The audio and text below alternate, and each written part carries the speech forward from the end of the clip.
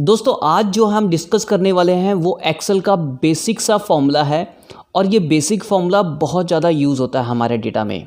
अगर आप Excel users हैं तो आपके पास जो डेटा होता होगा वो नंबर्स में भी होता होगा, और अगर नंबर्स में डेटा है तो हमें वो टोटल भी करना होता होगा, या कई बार एवरेज करना होता होगा, या काउंट करना होता होगा। तो आज जो मैं बात करने वाला हूँ वो सम इफ्स फॉर्मूले की बात करने वाला हूँ। सम इफ का फॉर्मूला हम क्यों लगाते हैं, कैसे लगाते हैं, सारी एक एक चीज़ें बारीकी से मैं आपको बताने वाला हूँ। तो एग्जाम्पल के लिए मैंने यहाँ पे ऑलरेडी एक डेटा रखा हुआ है। अब इस डेटा में यहाँ पे है क्या, डेट दिया हुआ है, देन मंथ है, क्वार्टर है, कार्ड टाइप है, बेसिकली ये क्रेडिट कार्ड ट्रांजैक्शन का डेटा है तो कार्ड का टाइप भी दिया हुआ है, देन जेंडर दिया हुआ है एंड अमाउंट दिया हुआ है। अब देखिए, अगर हमें ये टोटल अमाउंट निकालना है कि टोटल अमाउंट हुआ कितना है, तो उसके लिए हम फॉर्मूला लगा सकते हैं इज इक्वल टू सम का, इज इक्वल टू सम का फॉर्मूला लगाया और हम ये पूरे का पूरा कॉलम इस तरीके से सिलेक्ट कर लेंगे और ब्रैकेट क्लोज कर देंगे, एंटर। अब इसने टोटल अमाउंट मुझे कितना बता दिया, 801032। तो ये जो है टोटल अमाउंट है। लेकिन अब देखिए, हम यहाँ पे टोटल अमाउंट नहीं निकालना चाहते। जो यहाँ पे एक सिनेरियो एक क्रिएट किया हुआ है कि हमें मंथ वाइज टोटल अमाउंट करना है। फॉर एग्जाम्पल, पहले रिकॉर्ड में मुझे जनवरी का मंथ टोटल अमाउंट चाहिए, तो सम तो करना है लेकिन किसी कंडीशन के बेस पे करना है। आप इसको कंडीशन कह लीजिए या आप इसको क्राइटेरिया कह लीजिए, कुछ भी कह सकते हैं। तो सम करना है किसी क्राइटेरिया या कंडीशन के बेस पे करना है, तो हम फॉर्मूला लगाते हैं सम इफ का। तो देखिए, यहाँ पे मैं फॉर्मूला लगाना शुरू करता हूँ, is equal to sumifs, और यहाँ पे मेरे पास कुछ आर्गूमेंट आ रहे हैं। अगर आप यहाँ पे देखेंगे तो देखिए, पहला आर्गूमेंट है सम रेंज का, उसके बाद है क्राइटेरिया रेंज 1, फिर कॉमा देखिए क्राइटेरिया 1। अब ये बेसिकली आर्गूमेंट क्या है, ये हमारे हेल्प के लिए है, और जैसे ये आर्गूमेंट आ रहे हैं हमें इसी स्टेप बाय स्टेप जो है इसको फॉलो करना है। सो पहला है सम रेंज, कि हमें वो वाली रेंज सेलेक्ट करनी है जिसमें से एक्चुअली सम करना है, जिसको हमें टोटल करना है। और वो रेंज कौन सी रहेगी, बेसिकली वो रहेगी ये अमाउंट वाली। तो हम इस तरीके से इस पूरे कॉलम को जो है सिलेक्ट कर लेते हैं। तो हमने पहला क्राइटेरिया ले लिया है, यानी कि सम रेंज एफ कॉलम को ले लिया है।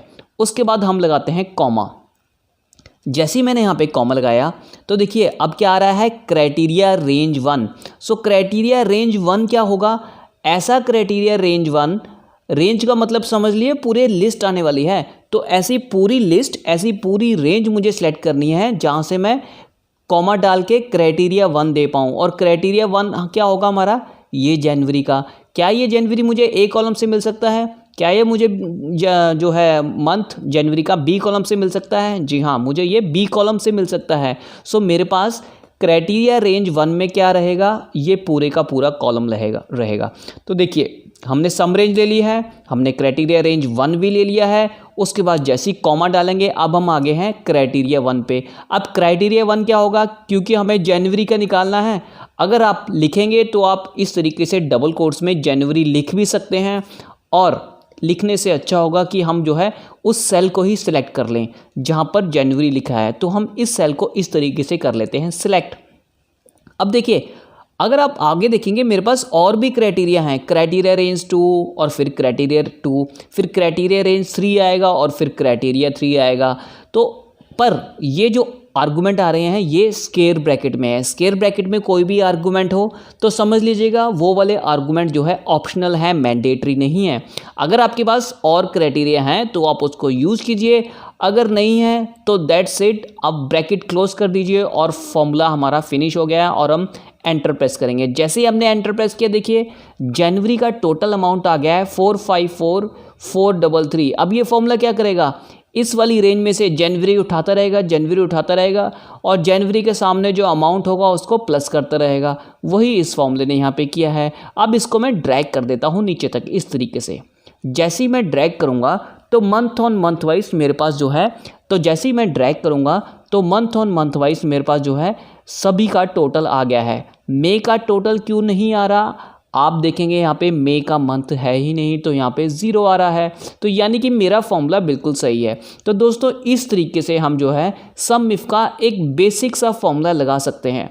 अब देखिए इसमें कंडीशंस और भी थोड़ी सी बढ़ सकती हैं। फॉर एग्जांपल हमें जनवरी मंथ का तो सम चाहिए, लेकिन कार्ड टाइप भी हो, या मेल का जनवरी मंथ में क्या टोटल अमाउंट होगा, तो वो भी मैं आपके साथ डिस्कस करूंगा। लेकिन इस वीडियो में एक बेसिक सा सम इफ्स का फॉर्मूला मुझे आपको बताना था।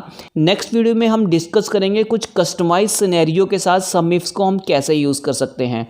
तो दोस्तों अगर आपने पिछली वीडियो देखी हो तो उसमें आपने देखा होगा कि हम करंट रो को किस तरीके से हाईलाइट कर सकते हैं। अगर आप उस ट्रिक को अपने डेटा में यूज़ कर पा रहे हैं तो कमेंट में ज़रूर मेंशन कीजिएगा। तो इसी तरीके से बहुत सी टिप्स एंड ट्रिक्स जो है इस चैनल पे हम डिस्कस करते रहेंगे। तो चलिए मिलते हैं हमारी नेक्स्ट वीडियो में। Till then stay safe, stay healthy.